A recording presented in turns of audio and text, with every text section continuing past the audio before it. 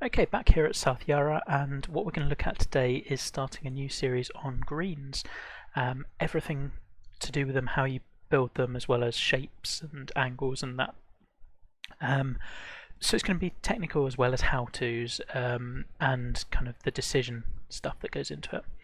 Now, I wanted to start off this episode by talking about shapes, angles, and the one overriding message that will come in with all of this tutorial series is that your greens, if you're one of those people who does the whole from tee shot through to green, you're going to have to be very careful, because for me, greens have to fit with everything that's come before it. They have to reward shots to certain parts of the fairway over others.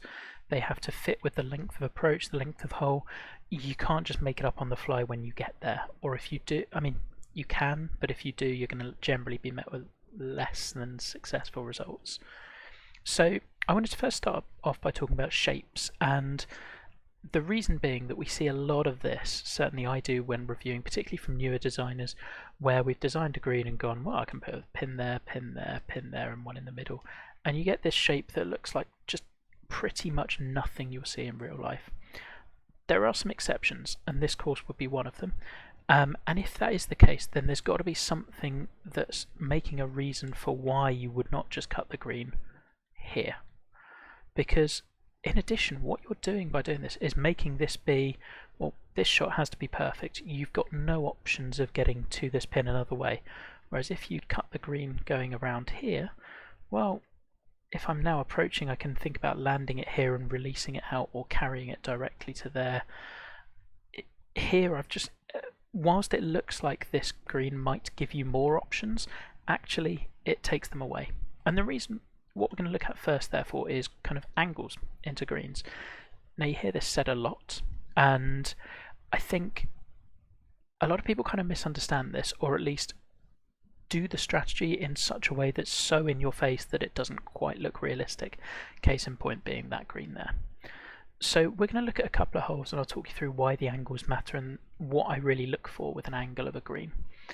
So first thing, I would try generally to draw a direct line through the green as to like its length way.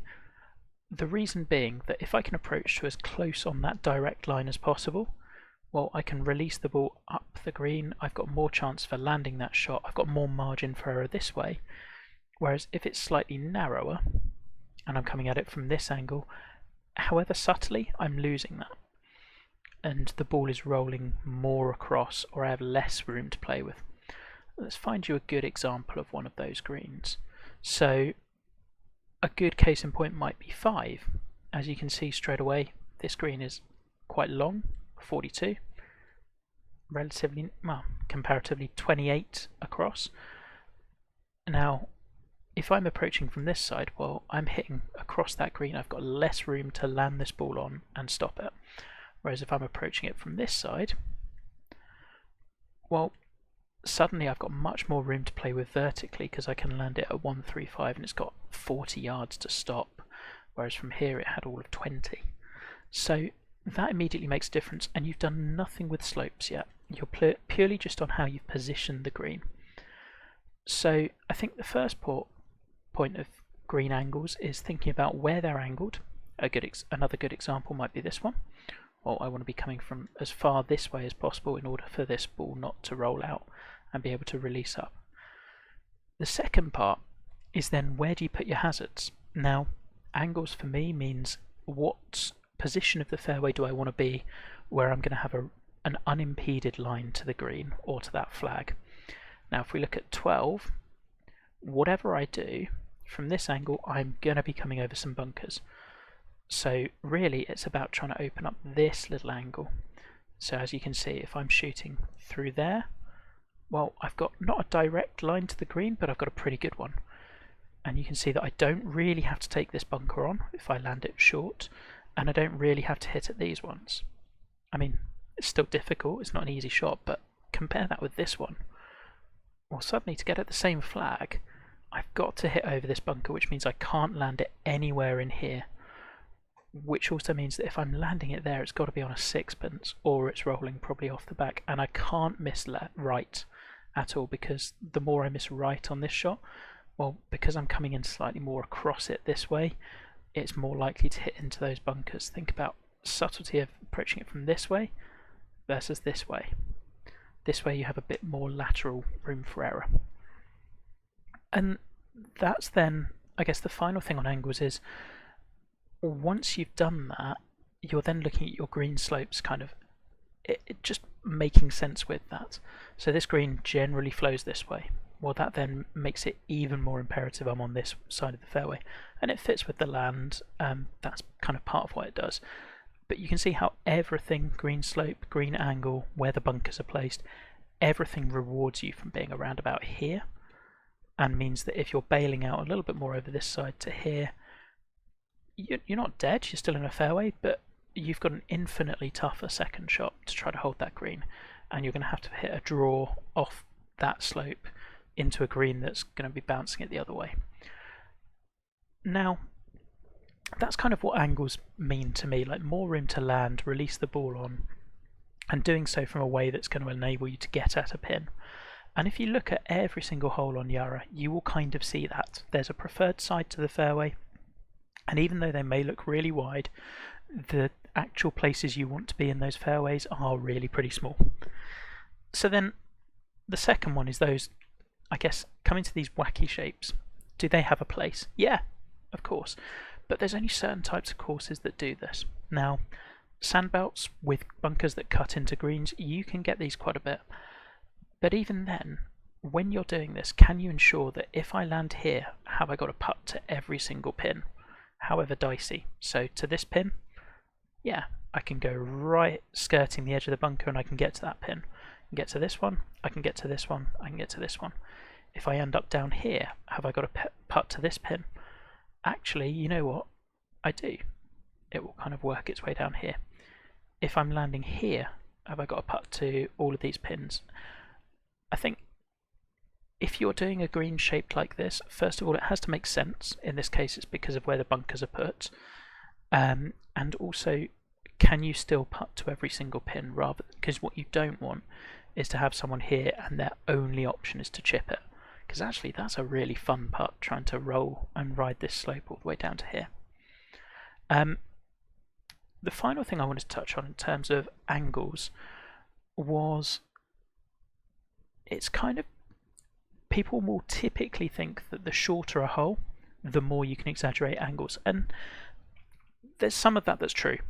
So let's look at 10. It's a very short par 4, and because we can lay up to here, or we can hit to here, or we can hit to here.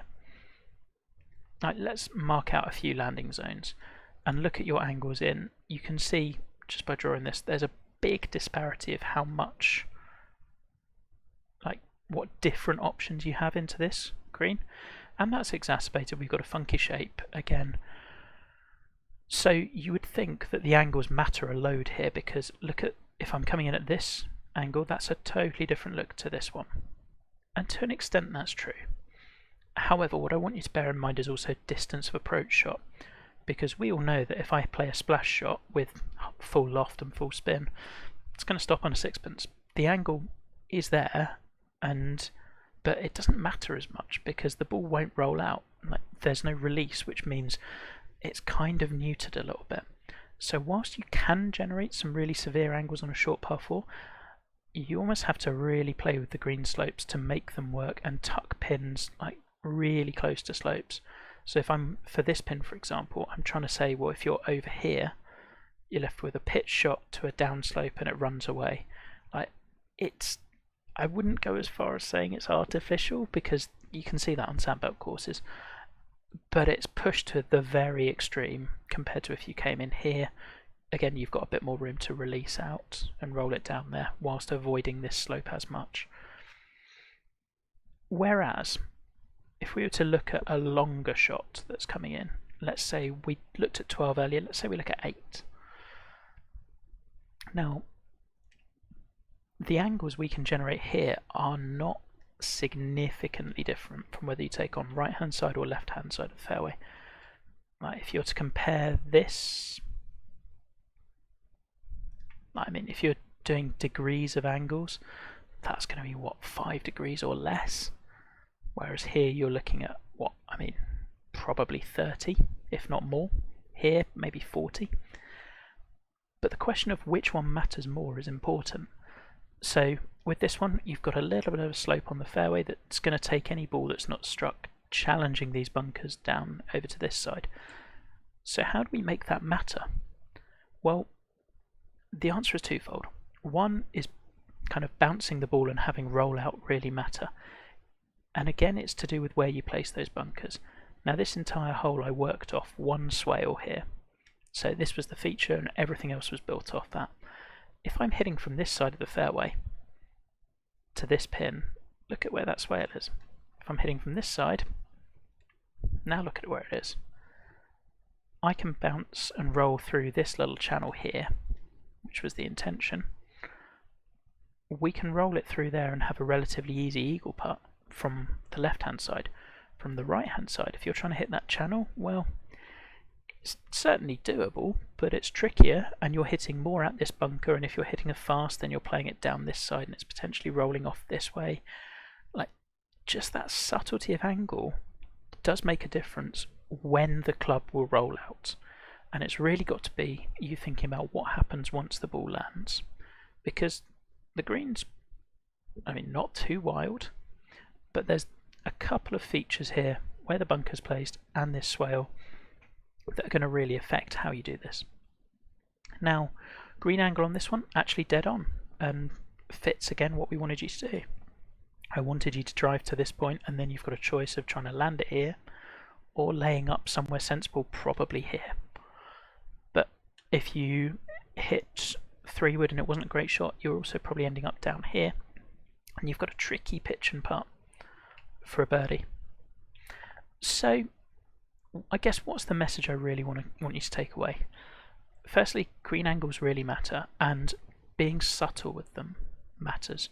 Rather than stretching every fairway to 150 yards wide and generating, like, taking these angles and going, well, let's say we put, I don't know, a cluster of bunkers here, and so one option is here and one option is here, and it's either do you want to go this way or this way. That's not really good design. That's forcing options. The tricky part is generating those angles while still having the hole kind of look like a golf hole and remain cohesive, and those options not feeling forced, and that takes ages.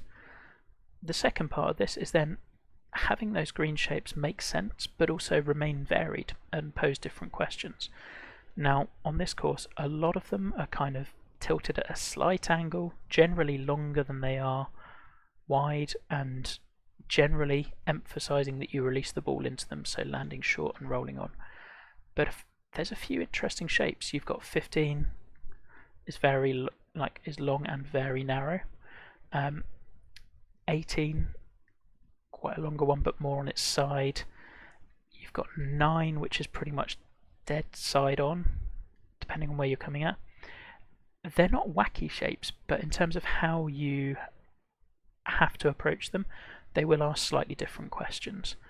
What wouldn't have made sense is if suddenly we've got a green with one little appendage out here, say, and then just to house a pin, it makes no sense.